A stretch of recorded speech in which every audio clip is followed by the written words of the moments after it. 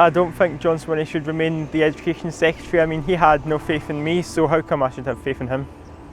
Just a few months ago, we saw hard-working kids across Scotland, across Glasgow and across Maryhill and Springburn be marked down in their results without even sitting a single exam. So that meant, without even putting a pen to paper in an exam hall, that hard-working kids in schools like to the right of me here at St Roch's and Garngad and Royston were effectively written off. And that happened because of a political decision. Because the SQA decided not to go with the professional judgment of hard-working teachers in schools like St Roch's, but instead go with a data set that embedded inequality.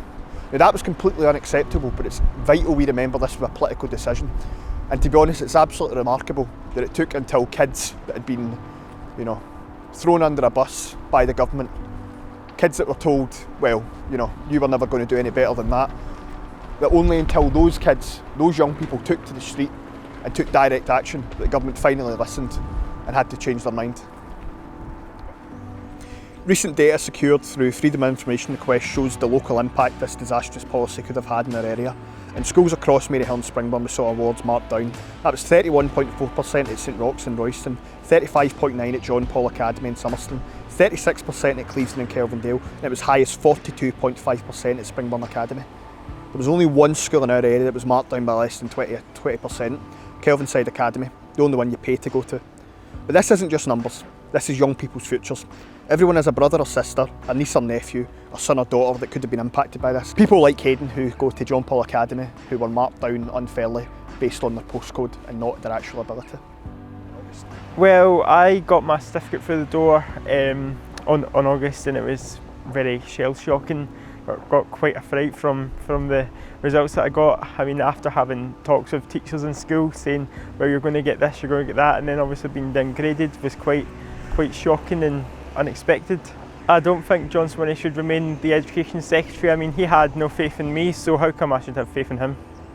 So you're probably wondering why I'm still talking about this. People say, there's a U-turn. Why are you trying to, make a cheap political point out of this? And the fact is, yeah, there was a U-turn. I campaigned for a U-turn and I welcomed it.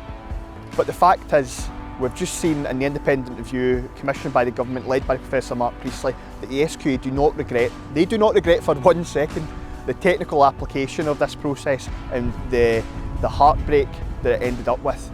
And we also know that the government are unwilling to look at the cold hard facts of the data, what it shows us in terms of the state of the attainment challenge, educational inequality in Scotland, and the lack of equity in that data. And that's why all of this is still relevant. What this system did was it embedded inequality, it codified it, it put it in black and white, and it meant that it didn't really matter what you were able of, it just mattered where you went to school, and that's not acceptable. And we can't forget, this wasn't an act of God, it wasn't a mistake, it didn't just happen, it was a political decision. Somebody looked at this and went it was okay, a politician looked at this and went it was okay, the Deputy First Minister looked at this and went okay, and was quite happy to write off a generation of young Scots, and we can never let this happen again. Education has to be about where you want to go in life. It shouldn't matter where you're coming from, it shouldn't matter where you go to school, whether you go to a fee-paying school, whether you go to a public school. Every single young person should have the opportunity to achieve everything they can, and we can never have a situation again where postcodes trump the actual ability of young people working hard in schools, and we can never have that happen again.